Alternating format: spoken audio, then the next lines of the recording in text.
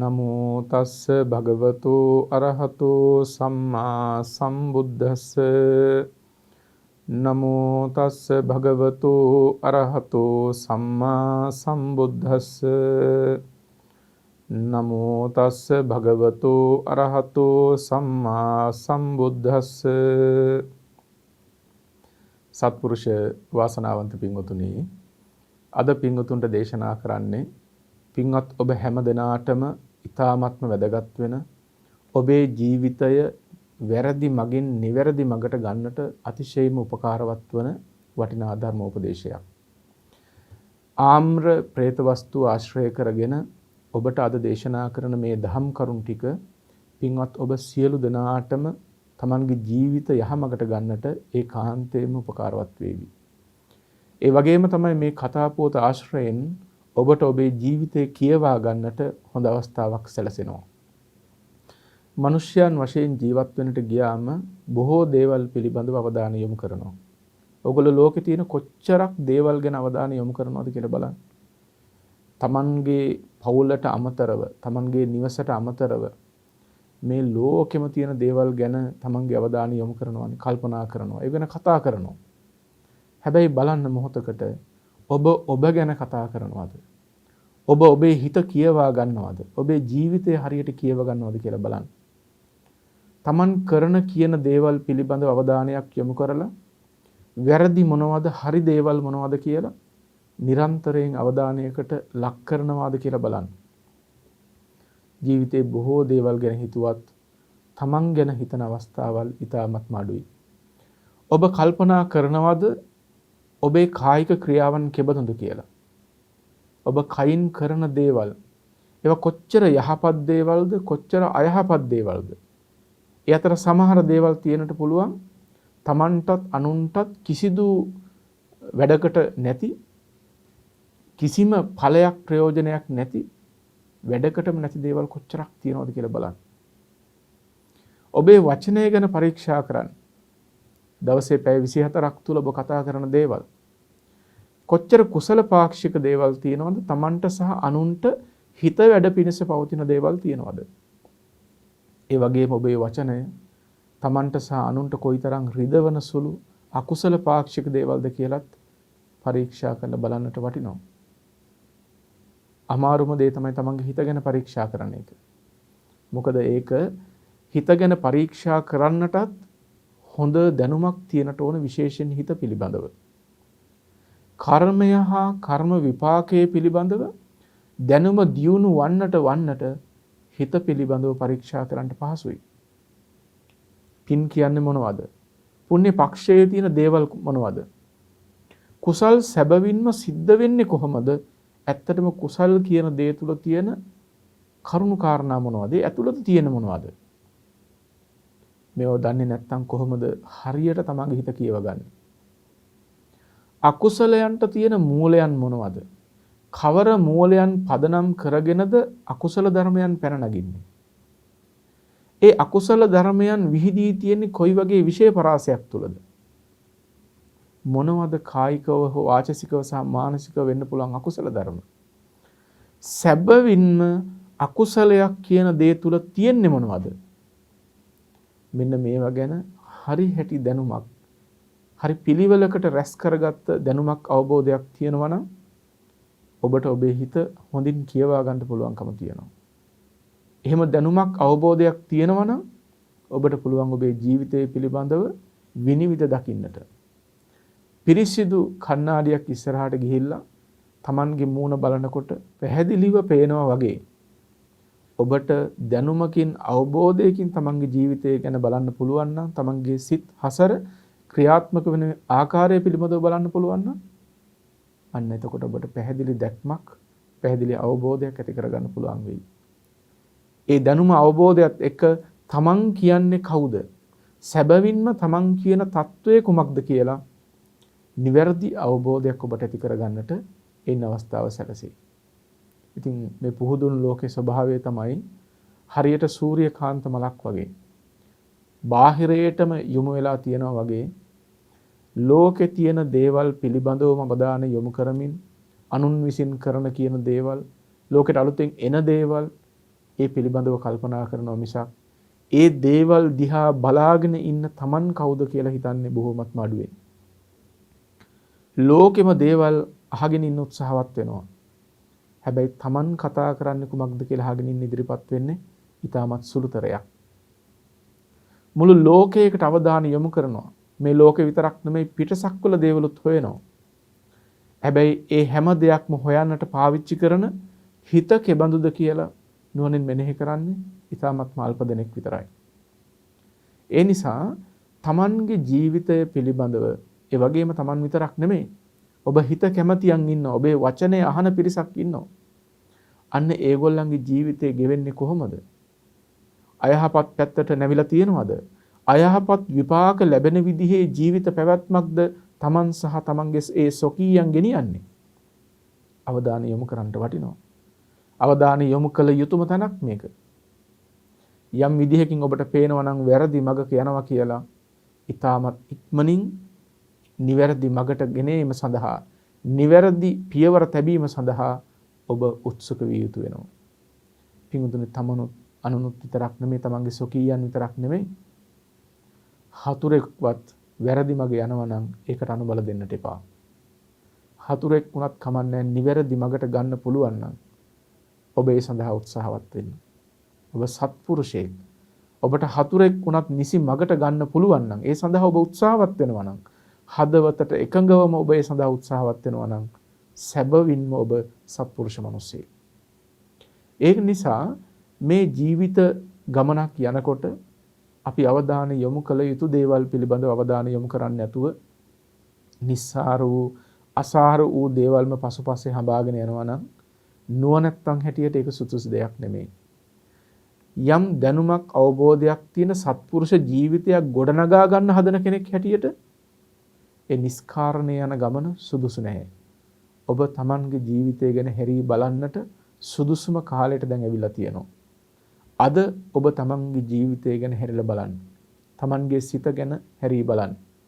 ඔබට ඒ සඳහා මේ ආම්‍ර പ്രേත වස්තුව බොහොම උපකාරවත් වේවි. මේ ඇසුරින් පැහැදිලි කරන දහම් කරුණුත් ඔබට ඒ සඳහා අතිශයින්ම උපකාරවත් වෙයි.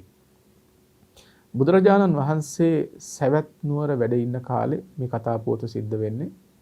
සවැත් නුවර ඒ ආසන්නයේ හිටියා ඊටමත් දුගී මිනිස්සෙක්. ජීවත් වන්නට කියලා කිසිම දෙයක් ඔහුට තිබුණේ නැහැ. බොහෝම දිලිඳු මිනිස්සෙක්.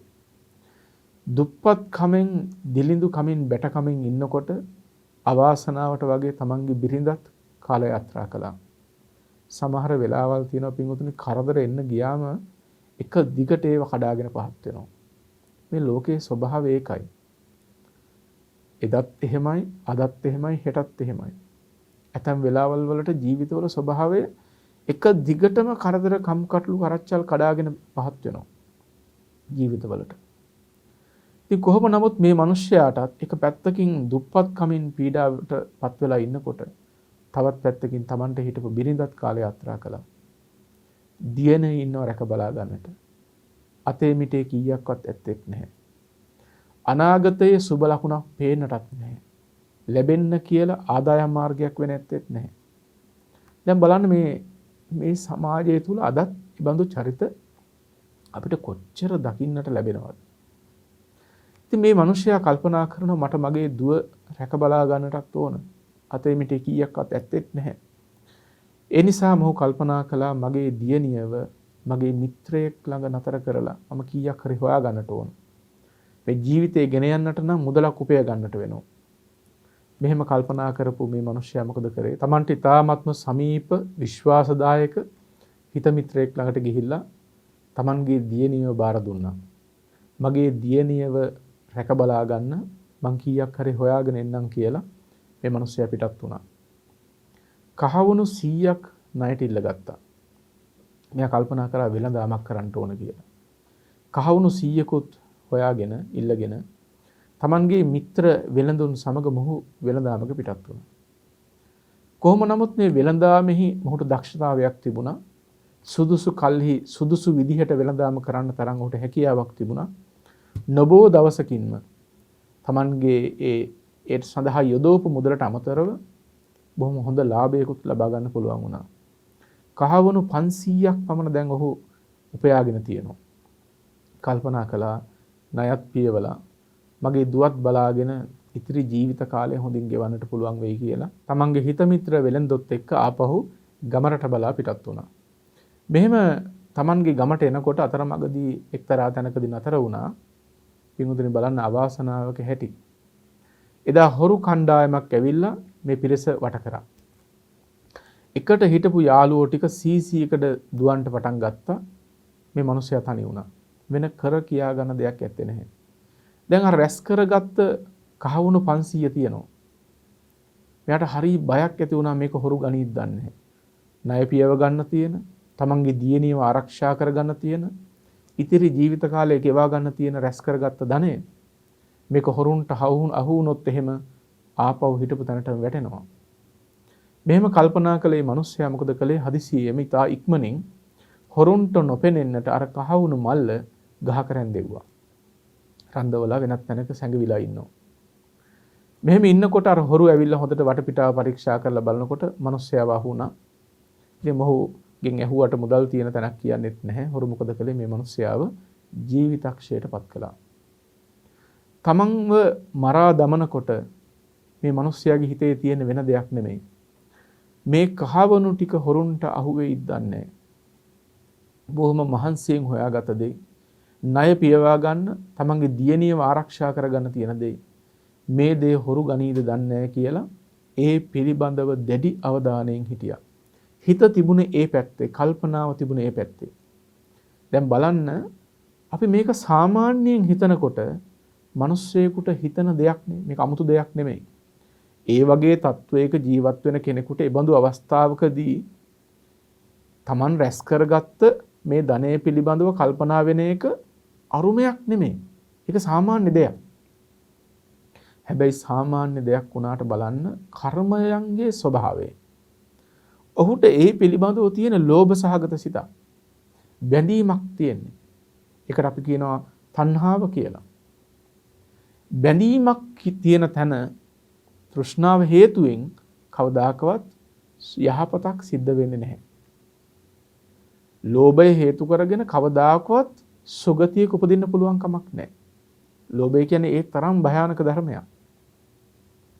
අපි සාමාන්‍ය ජීවිතයක් ගෙවනකොට බොහොම සතුටින් ලෝභය පරිහරණය කළාට ලෝභයේ ආදීනව නොපෙනුනාට මතක තබා ගන්න පින්වත්නි, ලෝභය කියලා කියන්නේ අපේ චිත්ත සංතානයන් තුල පවතින සතුරු ධර්මයක්. මරණාසන්න මොහොතේදී ලෝභ සහගත සිත් ඉදිරිපත් වුණොත් ඒ ලෝභ සහගත සිතකින් කවදාකවත් දෙවියෙක් හෝ මිනිසෙක් වෙලා උපදින්නට පුළුවන් කමක් නැහැ. ඒ වගේම භයානක සිතිවිලි තව තියෙනවා. අනිත් එක තමයි ද්වේෂය, අමනාපය, ක්‍රෝධය, වෛරය. මේ ආදි වශයෙන් නැගී සිටින ද්වේෂයේ ස්වභාවය. ඒ ද්වේෂ සිතකින් මරණාසන්න මොහොතදී ද්වේෂ සිතක් ඇති වුණොත් ඒ බඳු ද්වේෂ සහගත සිතකින් කවදාකවත් දෙවියෙක් හෝ මිනිසෙක් උපදින්නේ නැහැ. ඊළඟ එක මෝහය. ධර්මයේ පිළිබඳ අවබෝධයකින් තොරව ඇතිවන මෝහ සිතවිලි. මෝහ සිතකිනුත් කවදාකවත් දෙවියෙක් හෝ මිනිසෙක් වෙලා උපදින්නේ නැහැ. දැන් අර මිනිසයා මරණාසන්න මොහොතේදී ඔහුට සිහිපත් වෙන්න තියෙන්නේ මොකද්ද? ලෝභ සහගත අරමුණක්. Taman රැස් කරගත්ත ධනෙ හිතේ බලවත් කැමැත්තක් ඇති වුණා. ඒ දැඩි කැමැත්ත නිසා, ඒ බලවත් ලෝභ සහගත සිතෙන්ම කලුරිය කළ නිසා ඒ මිනිසයා ඊට පස්සේ උපන්නේ ඒ ප්‍රදේශයේම ප්‍රේතෙක් වෙලා. පිටුතර කර්මය කියන එක හරිය පුදුමාකාරයි. අපේ ජීවිත පිළිබඳව හොඳින් මෙනෙහි කරලා බලන්න. ඔබේ ජීවිත ගැන හොඳින් මෙනෙහි කරලා බලන්න. ලෝභ සහගත සිතිවිලි කොච්චර දවසකට පරිහරණය කරනවද? අර මිනිස්සයා අර රත්තරන් ටික ගැන හිතුවා.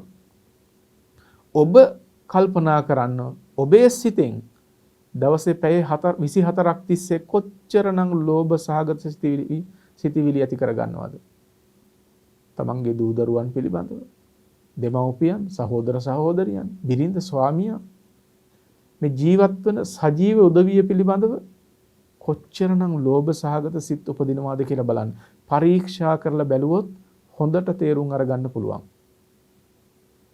දේවල් පිළිබඳව කොච්චරනම් හිතක කැමැත්තක් තියෙනවද? ගේ දොර වෙන්න පුළුවන්, වත්ත පිටිය වෙන්නට පුළුවන්, ඔබේ යාන වාහනය වෙන්න පුළුවන්, හරි හම්බ කරගත්ත මිල මුදල වෙන්න පුළුවන්. මහා දේවල් ඕනේ. ගෙදර එකතු කරලා තියෙන ඉතාමත්ම ස්වල්ප වූ ධනෙ වෙන්නටත් පුළුවන්. තෘෂ්ණාවට මහ කන්දක් වුණත්, ස්වල්පයක් වුණත් තෘෂ්ණාවට ඒක හොඳ අරමුණක්. ස්වල්පද මහත්ද කියලා නෑ, තණ්හා විසින් ඒක හොඳට අල්ල ගන්නවා. තත්‍රාභිනන්දිනී කියලානේ පෙන්වන්නේ. ඒ තන ඇලෙන ස්වභාවය තමයි හිතක ගතිය. තෘෂ්ණාවක ගතිය. ඒක ඔබට හොඳින්ම තේරුම් අරගන්න පුළුවන් ඔබ ගැන කල්පනා කරනවා නම්. ලස්සන දේවල් දැකේ ගමන්, ප්‍රිය ස්වභාවයෙන් යුක්ත මනවඩන දේවල් දැකේ ගමන් මොකද හිතෙන්නේ? මේ දේ ගන්න නැත්තම් අනේ හොඳයි. අපේ ගෙදරටත් ගන්න නැත්තම් Tamanගේ කරගන්නට තියෙනවා නම් පිටුතුන මොකක්ද මේ ඇති වෙන්නේ? ලෝභ සහගත සිතිවිලි. එතකොට කල්පනා කරගන්න, හොඳින් මෙනෙහි කරලා බලන්න. ඔබට මරණාසන්න මොහොතේදී ලෝභ වශයෙන් සිහිපත් වෙන්න කොච්චර දේවල් තියෙනවද? කොච්චර අරමුණු තියෙනවද?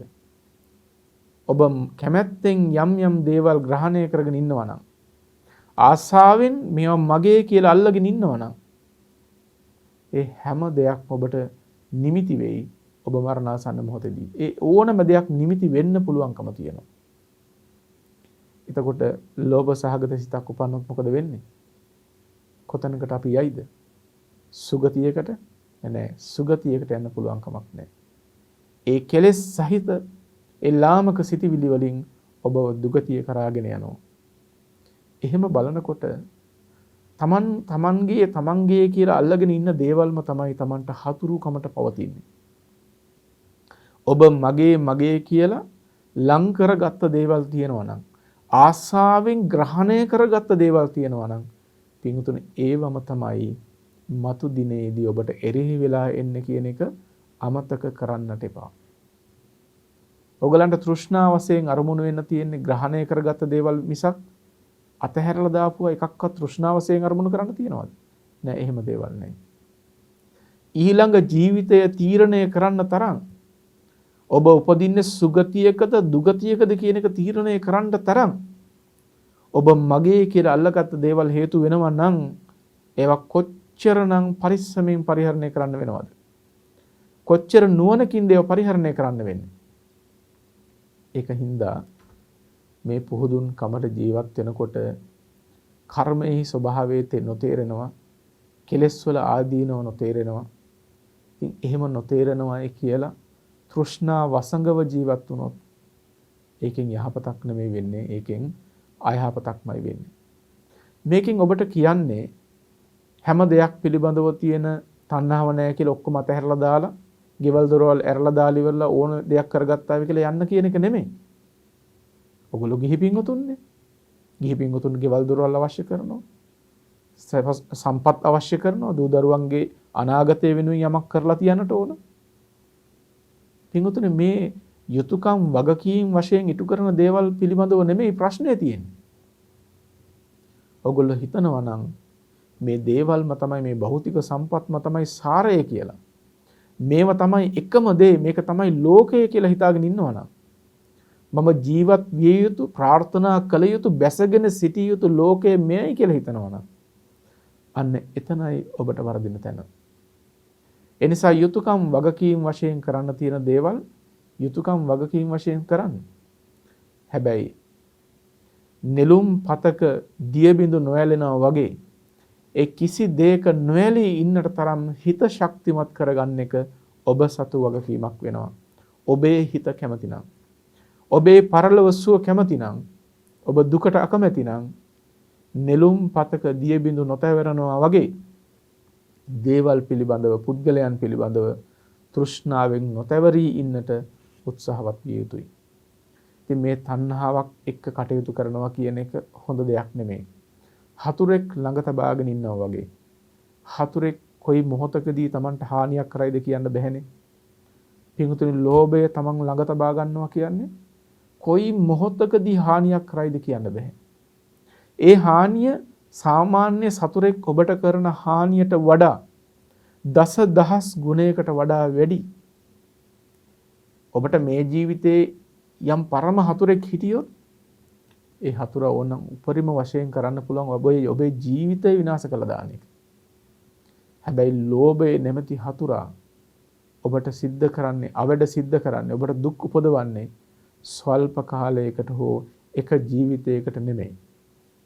ඒ ලෝභය විසින් ඔබව බොහෝ කාලයක් දුකටපත් කරනවා.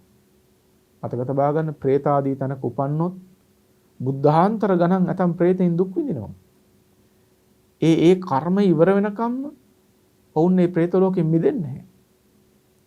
නිරේකට ගියාට පස්සේ අවුරුදු කෝටි ප්‍රකෝටි ගණන් දුක් විඳිනවා. කිසිම පිහිටක් සරණක් නැහැ. තමන්ව බේරගන්න, තමන් වෙනුවෙන් එන්න කිසි කෙනෙක් නැහැ පින්වතුනි. ඒ තරම් අසරණ වෙනවා. ඒ නිසා තමන්ගේ හිත කැමති නම්, තමන්ගේ සුව කැමති නම් තමන් ළඟ ඉන්න හතුරා ඉස්සෙල්ලම අයින් කරන්න. ඔබේ හිතේ ඔබ සමීපයෙන් ඉන්න, ඔබේ සිත තුළ පළපදියම්ම තියෙන රාගය, ద్వේෂය, මෝහය කියන මේ සතුරන් හොඳින් තේරුම් අරගෙන ඒව ඈතින් ඈතටම දුරු කළා දාන්න. ඒ කෙලෙස් ධර්ම, ඒ පහත් ධර්ම දුරු කිරීම ඔබට මහා ශාන්තියක් ගෙන දෙයි. ඔබට මහා සැනසෙල්ලක් ගෙන දෙයි. මෙලොව වශයෙන් උත් එහෙමයි.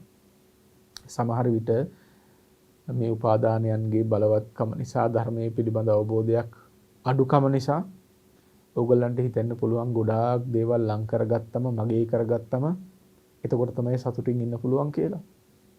පින්වත්නි, සැබවින්ම සතුටින් ඉන්න පුළුවන්කම තියෙන්නේ ගොඩක් දේවල් අල්ලගත්තම නෙමෙයි. ඒ දේවල් අතහැරලා දැම්මට පස්සේ හිතට කිසිම බරක් නැහැ. ගන්න හොයන්න ඕන කියලා හිතට වේදනාවකුත් නැහැ. එහෙම බරකුත් නැහැ. මේ දේවල් නැති වෙයිද දන්නේ නැති වෙයිද දන්නේ කියලා එහෙම බයකුත් නැහැ. ලෝක ස්වභාවය අනුව මේ වෙනස් වෙලා විපරිණාම වෙලා ගියාට පස්සේ නැසිලා ගියාම අනේ මේ දේවල් නැති වුණා නේද කියලා දුකකුත් නැහැ. ඔය හැම තැනකදීම හරි පුදුමාකාර සැනසෙල්ලකින්, සතුටින්, සිනහමුසු මුහුණකින් ඒ හැම දෙයක් දිහා බලන්න පුළුවන්කම ඇති වෙනවා. අකම්පිත සිතක්, කිසි දෙයකට නොසැලෙන සිතක් හදාගන්න පුළුවන් මේ මනුස්ස ජීවිතය තුළදීම. අන්න ඒ හිත හදාගන්න වැඩපිළිවෙලයි අපි හොයන්නට ඕන. අන්න ඒ වැඩපිළිවෙලේ නිරත වන්නට ඕන. ඒ සඳහා කුමක්ද කළ යුත්තේ කියලා හොයා බලන එක තමයි ඊටමත් වැදගත් වෙන ඔබේ ජීවිතේදී. හොයා බලන්න, හරියට තේරුම් අරගෙන ඒක තමන්ගේ ජීවිතේ ගමන් කරන එකයි, ප්‍රතිපදාව යෙදෙන එකයි කරන්න තියෙන්නේ. ඉතින් සාමාන්‍ය ජීවිතයක් ගත කරපු අර මිනිස්සයත් ඔබ වගේම ප්‍රාර්ථනාවන් තිබුණා, බලාපොරොත්තු විවිධාකාරයෙන්, ඒ සියල්ල මැද ජීවත් වුණේ. හැබැයි තමන් වරදවා ගත්ත තෘෂ්ණාවෙහි ආදීනව නොදන්නා කමින් මරණාසන්න මොහොතේදීත් ඔහුට සිහිපත් වුණේ ඊතා දුක් මහන්සියෙන් හොයාගත්ත අර කහවණු ටික. ආසාවෙන් මිය ගියා, പ്രേත ආත්මේ උපන්නා. දැන් අනිත් වෙලෙන්දු ටික ඊට පස්සේ එකතු වෙලා බලනකොට තමන්ගේ හිත මිත්‍රයත් ඝාතනය කරලා හොරු ටිකත් ගිහිල්ලා ඒ පාර බොහෝම කනගාටුවෙන් යුක්තව මේ අනික් වෙලෙන්ද පිරිස මොකද කරේ? ගමට ගියා. අර ඝාතනයට ලක් වෙච්ච වෙලෙන්දාගේ දියණියට විස්තරය ප්‍රකාශ කළා. අනේ මේ දියණියට එකම පිහිටක් හැටියට දකින්න තිබුණ තමන්ගේ තාත්තා. මේ ජීවිතය ගොඩදා ගන්නට, ජීවිතයට සැනසෙල්ලක් ලබා ගන්නට තමන් දැකපු එකම කෙනා තාත්තා. ඒ හිටපු තාත්තත් ඇයට අහිමි වෙලා ගියා. කලින්ම අම්මා නැති වුණා. දුප්පත් කමින් පීඩාවටපත් වෙලා හිටියා. රැකවරණයට හිටපු තාත්තත් ඇයට අහිමි වුණා. මහා හයියෙන් විලාප තියලා කෑ ගහන්න පටන් ගත්තා. මේ ආරංචිය ලැබුණාට පස්සේ. තමන්ට හිටපු තාත්තා නැතිවීමත් එක්ක ඒ පියතුමා කෙරෙහි තියෙන, තමන්ගේ පියා කෙරෙහි තියෙන සෙනෙහසත්, තමන්ගේ ජීවිතයේ අනාගතයේ අන්ධකාරයක් හැටියට පේනකොට එයින් හටගත දුකත් නිසා මේ අහිංසක දැරිය විලාප තියලා මහා හඬ නගා කෑ ගහනවා. මේ ගෙදර, මේ දියණිය නවත්තා තිබිච්ච ගෙදර ඒ ගෘහපතිය හරි කාරුණික මිනිස්සෙක්. තමන්ගේ මිත්‍රයාගේ දියණිය කියලා බොහොම සෙනෙහසින් ඒ දිහා බැලුවේ. ඉතින් මේ ගෘහපතියා කියනවා, "දුවේ, ඔයා අඬන්නට අවශ්‍ය නැහැ. ඔයා හඬන්න දුක් වෙන්න එපා. ලෝකේ කවුරුත් මැරෙනවා. උපන්න කිසි කෙනෙක් සදාකාලිකව ඉන්නේ නැහැ. ඒ නිසා මරණය කියන එක ස්වභාවයක්. ඔබ දුක් වන්නට එපා. ඔබේ තාත්තා නැහැ කියලා බයක් ඇති කරගන්නත් එපා. මම ඔබේ තාත්තා කියලා හිතන්න. දුවේ අද පටන් මම ඔබ මගේ දුව කියලා හිතනවා. ඔබ මාව තාත්තා කියලා හිතාගන්න. මේ වගේ සෙනෙහබර වචන වලින් කතා කරාම අර අහිංසක අසරණ දැරියගේ වේදනාව ටිකක් අඩු වෙලා ගියා. ඊට පස්සේ මේ ගෙදර දියණියක් හැටියට මේ දැරිවිය ජීවත් වෙනවා. මේ දැරිවිය හරීම නුවණැති. සමාජයේ පිළිබඳව හිතන්න පුළුවන් නුවණක් ඇයට තිබුණා. ලෝකයේ පිළිබඳව හිතන්න පුළුවන් හැකියාවක් තිබුණා. මේ දියණිය කල්පනා කරනවා මට තාත්තා කෙනෙක් වගේ සැලකුවත් මට තාත්තා කෙනෙක් කියලා හිතන්න කියලා කිව්වත් මම ඉන්නේ සැබවින්ම තාත්තා ළඟ නෙමෙයි. මම මේ ගෙදර මගේ ගෙදර ජීවත් වුණා වගේ ඉන්න හැදුවොත් මේ අයටත් මාව එපා වන්නට පුළුවන්. ඒක නිසා පරිස්සමෙන් ජීවත් වෙන්නට ඕන. මේ අයගේ හිතත් දිනාගෙන එයටත් උදව්පකාර කරගෙන ජීවත් වෙන්න ඕන කියලා කල්පනා කළා. මෙහෙම හිතපු මේ දැරිවි ගෙදර හරියට 16ක් වගේ ඒ ගෘහපතියට අප උපස්ථාන කරගෙන බොහොම ගෞරවයෙන් යුක්තව අප උපස්ථාන කරගෙන ජීවත් වෙනවා. මෙහෙම හිටපු මේ දැරිවි දවසක් කල්පනා කරනවා මගේ තාත්තට දානයක් දීලා පින් අනුමෝදන් කරන්න බැරි වුණා. තාත්තා උදෙසා තාමත් දානයක් පූජා කළේ නැහැ. ඒ නිසා Tamanගේ පියතුමාට පුණ්‍යානුමෝදනා කරන්න කල්පනා කරලා කැඳ දානයක් සකස් කරගත්තා. ඉදිච්ච අඹගෙඩි රාශියකුත් එකතු කරගත්තා. මේ ටිකත් අරගෙන ලෞතර බුදුරජාණන් වහන්සේ බලන්නට විහාරයට වැඩම කළා. බුදුරජාණන් වහන්සේ මේ දැරිවියව මහා කරුණා සමාපත්තියෙන් දැකවදාරලා හිටියේ. දැරිවිය ඇවිල්ලා ලෞතර බුදුරජාණන් වහන්සේ ළඟ සිරිපා මුල වැඳ වැටුණා. අනේ ස්වාමීනි මගේ තාත්තට පින් අනුමෝදන් කරන්නට මම මේ දානේ හදාගෙන ආවා. ස්වාමීනි මගේ මේ දානේ ඉවසා වදාරන්නට කියලා භාග්‍යතුන් වහන්සේට ආරාධනා කළා. ලෞතර බුදුරජාණන් වහන්සේ මෑ කෙරෙහි මහා කරුණාවෙන් මේ දාණය පිළිගන්නට වැඩ ඉන්න සූදානම් වෙනකොට මේ දැරිවි ඉක්මනින් ඇවිල්ලා Taman ගෙනාපු පිරිසිදු වස්ත්‍රය අර බුද්ධ ආසනයේහි අතුරලා වැඩ ඉන්න ස්වාමීනි කියලා ආරාධනා කළා. ඊ타ත්ම ශ්‍රද්ධාවෙන් යුක්තව ලෞතර බුදුරජාණන් වහන්සේට කැඳ දාණය පූජා කළා. භික්ෂුන් වහන්සේලාට මහා සංඝරත්නයටත් කැඳ දාණය පූජා කළා. Taman ගෙනාපු ඉදුණු අඹගෙඩි ටිකත් බුදුරජාණන් වහන්සේ ඇතුළු මහා සංඝරත්නයට පිළිගැන්වුවා. මේ විදිහට දාණය පූජා කරලා මෙතනත්තිය කියනවා ස්වාමීනි භාග්‍යතුන් වහන්සේ මම මේ දාණය පූජා කළේ මගේ තාත්තට පුණ්‍යානුමෝදනා කරන්නට. ස්වාමීනි මේ සියලු පින් මම මගේ තාත්තට අනුමෝදන් කරනවා කියලා අනුමෝදන් කළා. ලෞතර බුදුරජාණන් වහන්සේ එය එසේම වේවා කියලා ආශිර්වාද කරලා අනුශාසනා කළා. පින්වත්නි තමන්ගේ පියතුමාට මේ පින් අනුමෝදන් කරනකොට ඒ පින් අනුමෝදන් වූ ඇසිල්ලෙන්ම ඒ මොහොතේම ඒ පියතුමාට දිව්‍යමය වූ සම්පත් පහළ වෙන්න පටන් ගත්තා. ඊ타ත්ම අලංකාර දිව්‍යමය වූ අඹ උයනක් පහළ වුණා. රත්තරන් පඩිපෙල් තියෙන රත්තරන් අත්වැට තියෙන ඊ타ත්ම මනෝඥ වූ පෙන් පොකුණු පහළ වෙන්න පටන් ගත්තා. විවිධ වූ දිවයිසුරු බොහෝ කාලයක් പ്രേත දුක් විඳපු මේ പ്രേත සත්වයා පුණ්‍යානුමෝදනා වුණාට පස්සේ පින් අනුමෝදන් වුණාම දිව්‍යමය සම්පත් වලින් ආඩ්‍යව ඒ දිව ඉසුරු භුක්ති විඳිනවා. මෙහෙම කල්ගත වෙලා යනකොට දවසක් දා අර කලින් වෙළඳාමෙහි ගිය වෙළඳ පිරිස නැවත වතාවක් වෙළඳාම් කරන්නට කියලා පිටත් වෙලා එනවා.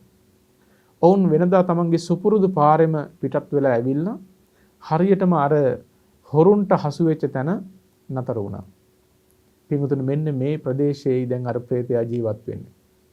මේ പ്രേතයා මේ වෙළඳ පිරිස දැක්කට පස්සේ තමන්ව දක්වන්නට කල්පනා කළා.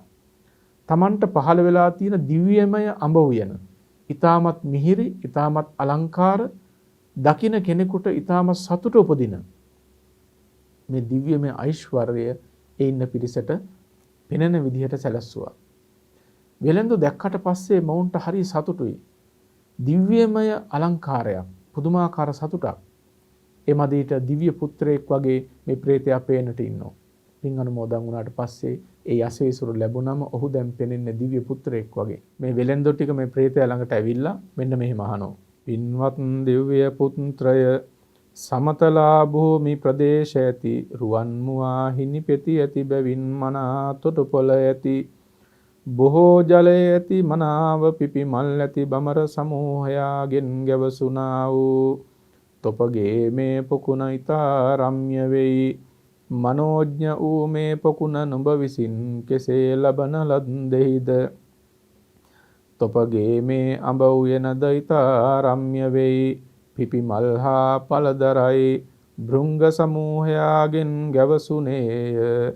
මේ අඹ උයන හා විමානයත් නුඹ විසින් කෙසේ ලබන ලද්දේදැයි කියා ඇසූහ. ඉතින් මේ වෙළඳ සමූහයා මේ ප්‍රේතයාගේ සම්පත් දැකලා, දිව්‍යමය සම්පත් දැකලා අහනවා, ඔබට මේ තරම් ඓශ්වර්යයක් ලැබුණේ කොහොමද? ඊටමත් අලංකාර වෙච්ච මේ උයනක් ඔබට තියෙනවා. ඊටමත් අලංකාර පොකුණ ලැබිලා තියෙනවා. මේසා සම්පත්තියක් ඔබ ලැබුණේ, ඔබ ලබාගත්තේ කොයි ආකාරයෙන්ද කියලා මේ වෙළඳ පිරිස අර ප්‍රේතයාගෙන් අහනවා. අන්න ඒ වෙලාවේ ප්‍රේතයා මෙන්න මෙහෙම කියනවා. මාගේ දියණිය විසින් බුදුන්ට හා භික්ෂූන්ටත් ඉදුණු අඹ හා පැන් හා කැඳත් මා උදෙසා දෙන ලද්දී. ඒ දෙන ලද දාන හේතුවෙන් මේ දිව්‍යමය වූ අඹ උයනෙහි සියලු කල්හි ඉදුණු අඹද මනෝඥ වූ මේ දිව්‍ය පොකුණෙන් දිව පැන්ද උයන් විමන් කප්රුක් ආදීෙහි මනරම් සිහිල් සෙවනද මෙහිදී මට ලැබේ යයි කීයේය. ඉතින් මේ ප්‍රේතයා කියනවා, මගේ දියණිය ලෞතර බුදුරජාණන් වහන්සේට මහා සංඝරත්නයට කැඳ දානයක් පූජා කළා. මිහිරි අඹ පූජා කළා. උතුම් වූ වස්ත්‍රයක්, පිරිසිදු වස්ත්‍රයක් අතුරලා ලෞතර බුදුරජාණන් වහන්සේට ආසනය පැනෙව්වා. මේ විදිහට තමන් අරමුණු කරගෙන තමන්ට පින් අනුමෝදන් කිරීම සඳහා බුදුරජාණන් වහන්සේ ප්‍රමුඛ මහා සංඝරත්නයට උතුම් දානයක් පූජා කරලා මට පින් අනුමෝදන් කළා. ඒ පින් අනුමෝදන් වීමේ විපාක වශයෙන්, එහි පින්ඵල වශයෙන් තමයි මේසා උතුම් ඓශ්වර්යයක් තමන්ට ලැබුණේ කියලා මේ ප්‍රේතයා ප්‍රකාශ කරනවා. මෙන්න මේ විදිහට මේ ප්‍රේතයා තමන් පුණ්‍ය විපාක වශයෙන් ලබාගත දේවල්, ඒ ස්වභාවය මොන පින්ද, මොන වගේ කුසල් කරලාද මේ තරම් සම්පත්තියක් ලැබුණේ, මේ හැම කාරණාවක්ම පැහැදිලි කළා. පැහැදිලි කරලා තමන්ගේ යාළුවන්ට අර සංගවා තබපු, පෙර ජීවිතයේ සංගවා තබපු මසුරම් මල්ල ගෙනල්ලා දුන්නා.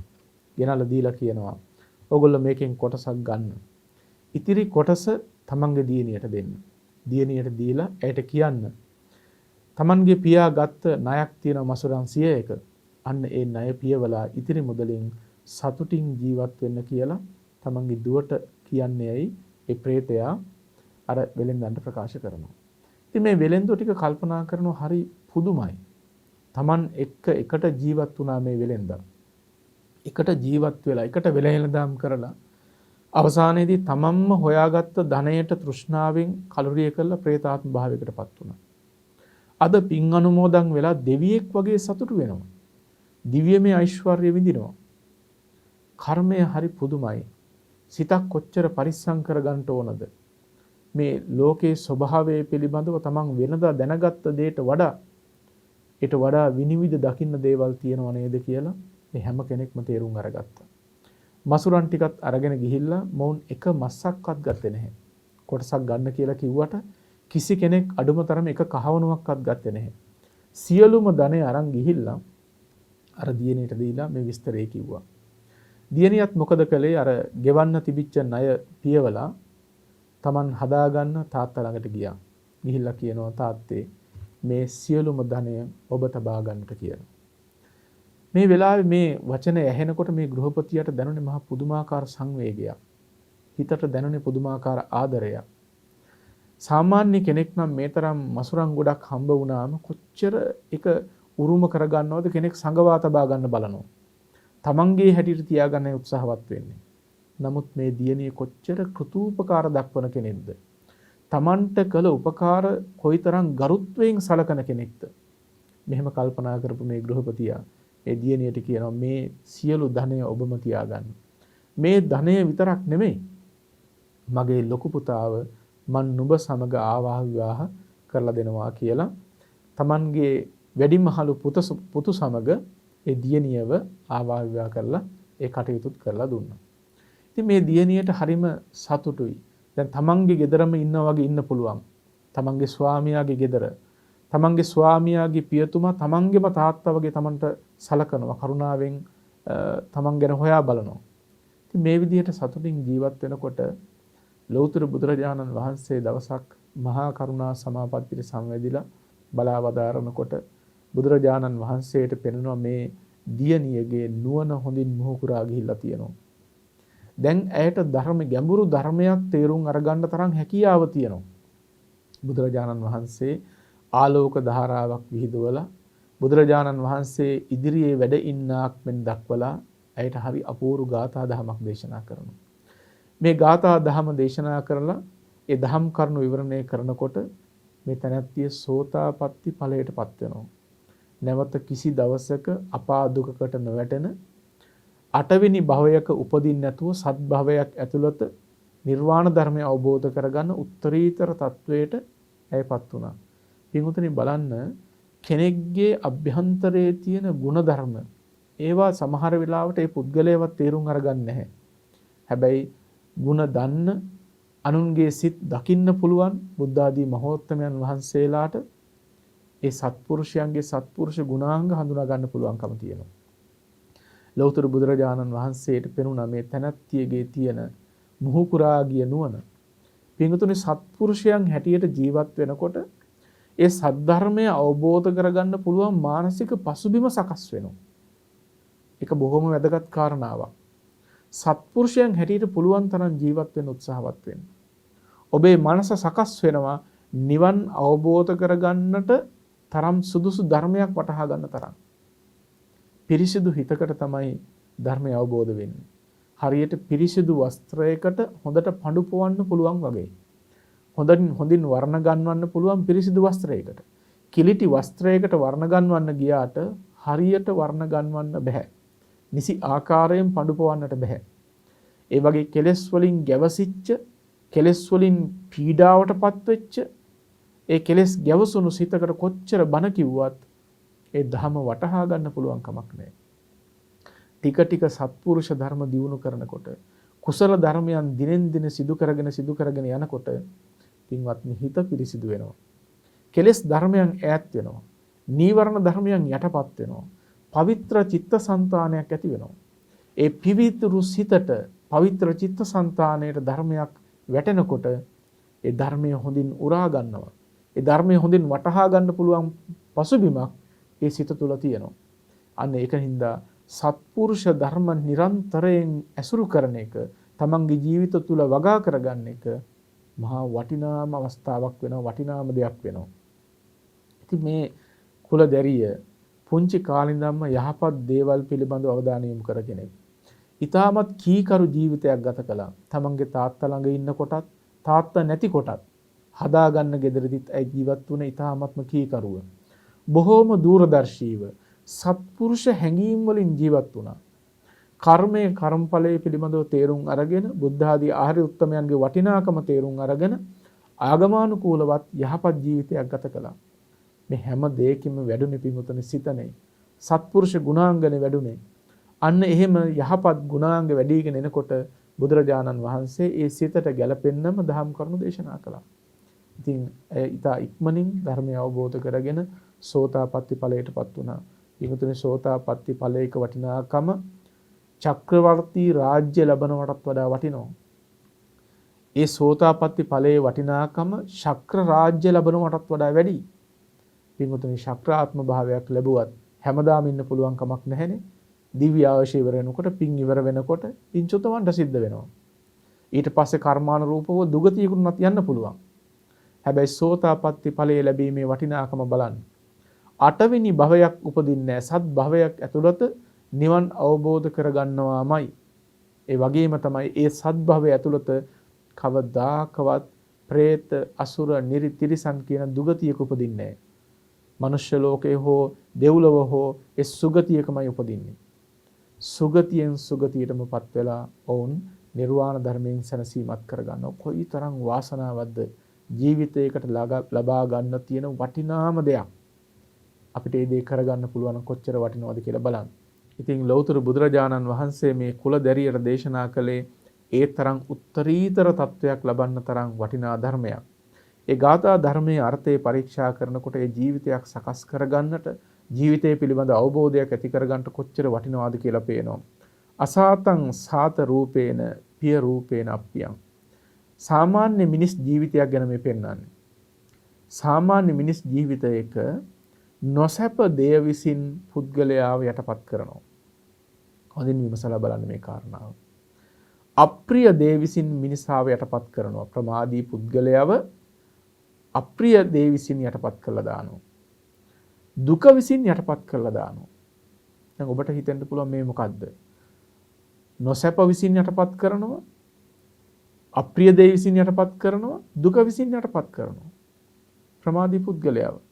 පිඟුතුන ඒක සිද්ධ වෙන්නේ මෙහෙමයි. අසාතං සාත රූපේන. නොසැප වූ රූපය සැප ස්වභාවයෙන් ඇවිල්ලා ප්‍රමාදී පුද්ගලයාව යටපත් කරලා දානවා. ප්‍රමාදී පුද්ගලයා කියලා කියන්නේ කෙලෙස් බහුලව ජීවත් වෙන පුද්ගලයන්. කෙලෙස් අනුවම ගමන් කරන පුද්ගලයාට තමයි ප්‍රමාදී පුද්ගලයා කියලා කියන්නේ. මෙන්න මේ ප්‍රමාදී පුද්ගලයාව සැප ස්වභාවයෙන් ඇවිල්ලා නොසැප දේ යටපත් කරලා දානවා. ඒ කියන්නේ නොසැප දේ සැප ස්වභාවයෙන් ඇවිල්ලා ඔහු යටපත් කරනවා. දුක සැප ස්වභාවයෙන් ඇවිල්ලා ඔහු යටපත් කරනවා. අප්‍රිය දේ ප්‍රිය ස්වභාවයෙන් ඇවිල්ලා ඔහුව යටපත් කරනවා. පින්වතුනි සාමාන්‍ය ජීවිතයක් ගෙවන ඔබේ ජීවිතයටත් වෙලා තියෙන මේක නෙමෙයිද කියලා බලන්න. නොසැප විසින් ඔබව යටපත් කළා නැද්ද? ලෝකේ හැම දෙයකම පවතින ඇත්ත කතාවක් තියෙනවා. යථාභූත තත්වයක් තියෙනවා. අනිත්‍ය වෙන, වෙනස් වන, විපරිණාමයටපත් වෙන ස්වභාවය. පින්වත්නි අපි ගන්න හැම දෙයක්ම වෙනස් වෙනවානේ. ලෝකේ කොයි දේද විපරිණාමයටපත් නොවී තියෙන්නේ? යමක් විපරිණාමයටපත් වෙනවා නම් ඒ දේ කවදාකවත් සැපයක් වෙයි කියලා හිතනවද? ඒ දේ තමන්ගේ කරගත්තොත් වෙනස් වෙන නැති වෙන දෙයක් තමන්ගේ කියලා දැඩිව ගත්තොත් ඒක වෙනස් වෙනකොට කවදාකවත් ඔබට සැපයක් උපදීද? නෑ, ඔබට දුකක්මයි උපදින්නේ. නොසැප වූ දේම සැප වශයෙන් ඇවිල්ලා ඔබ යටපත් කරලා දාලා. අප්‍රිය අමනාප දේවල් ප්‍රිය ස්වභාවයෙන් ඇවිල්ලා ඔබ යටපත් කරලා තියෙනවා. වැඩි දෙයක් නෙමෙයි. ඔබේ ජීවිතය ගැන මදක් කල්පනා කරලා බලන්න. කෙස්ලොම් නියද සම්මස්නහරෙන් හැදිච්ච විවිධ වූ අපවිත්‍ර කුණුපයන්ගෙන් පිරිච්ච මේ ශරීරය දිහා බලන්න. කොච්චර අප්‍රසන්න දෙයක්ද? පින්වත්නි මේ ශරීරයේ ඉන්දිකටු තුඩක ප්‍රමාණයක්වත් තියනවද පවිත්‍ර වූ දෙයක්, පිරිසිදු වූ වටිනා දෙයක් කියලා? සමස්තේම අපවිත්‍රයි. කුණුපයන්ගෙන් පිරිච්ච දෙයක්. සෙම සොටු මල මුත්‍රාවන්ගෙන් පිරිච්ච රූපයක්. එබඳු වූ අප්‍රිය වූ රූපය ඇත්ත ඇති හැටියෙන් ගත්තම අප්‍රසන්න භාවයෙන් යුක්ත රූපය ප්‍රිය ස්වභාවයෙන් ඇවිල්ලා ඔබ යටපත් කළා නැද්ද? ඔබට අනිත් අය පේන්නේ කොහොමද? ඔබ කැමති උදවිය පේන්නේ කොහොමද? හරි ලස්සනයි. බොහොම ප්‍රියමනාපයි. හරි පිරිසිදුයි. දකින්න කැමති. බලන්න අප්‍රසන්න දේවල්, අප්‍රිය දේවල් ප්‍රිය ස්වභාවයෙන් ඇවිල්ලා ඔබව යටපත් කරලා දාලා තියෙනවා. ප්‍රමාදී පුද්ගලයා මේවට යටපත් වෙනවා. සියලු සංස්කාර ධර්මයන්ගේ ස්වභාවය දුක් උපදවන එක. සැප වේදනාවක් තිබුණත් ඒ ස්වල්ප වූ සැපයට වඩා ආදීනවම බහුලයි.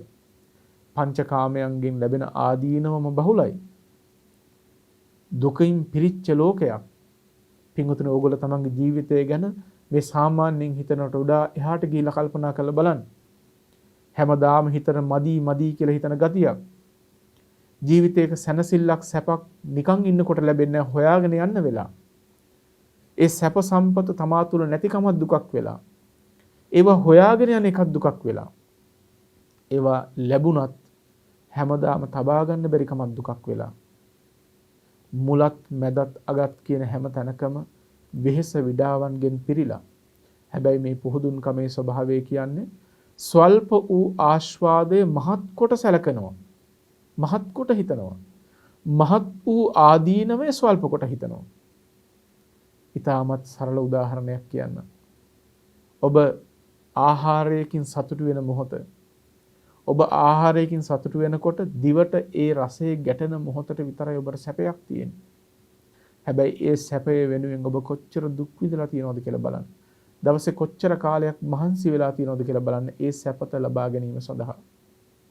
ඊට මහන්සියෙන් ලබා ගන්නවා. ඒ මහන්සි වීමත් දුකක්මයි.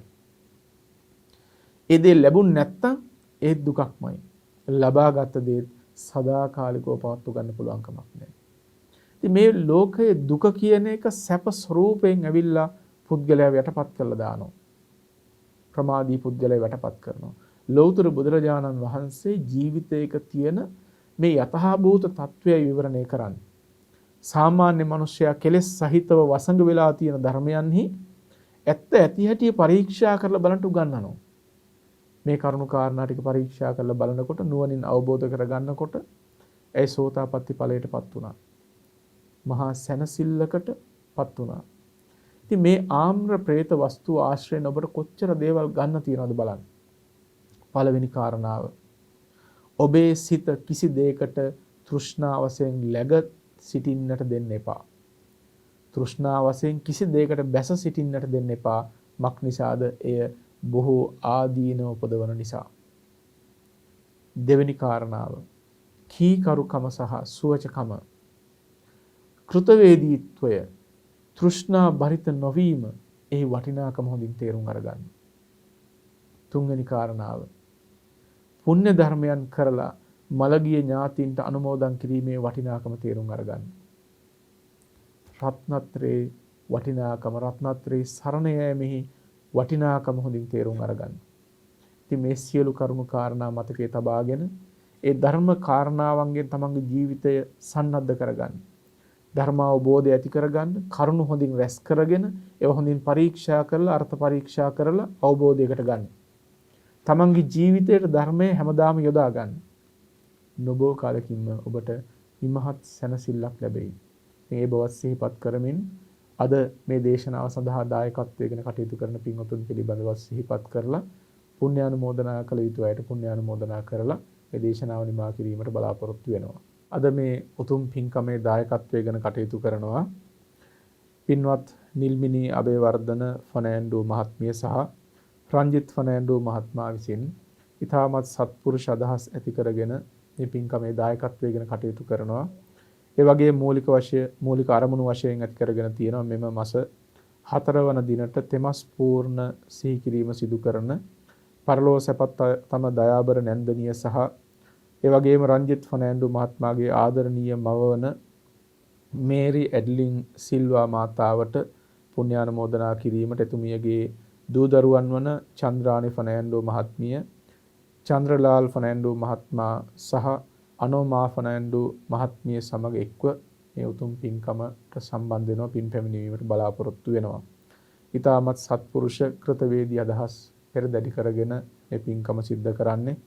ඒ වගේ මෙම ධර්ම දානමය පින්කමෙන් සහ පසුගිය දිනවල කළ සියලු පින් ඒ මාතාවට අනුමෝදන් වේවා, පරලෝ ජීවිත සුවපත් වේවා, උතුම් චතුරාර්ය සත්‍ය ධර්මයේ වහවහ අවබෝධ කර ගැනීමට ලැබේවා කියන ප්‍රාර්ථනාවත් ඇති කර ගන්නවා.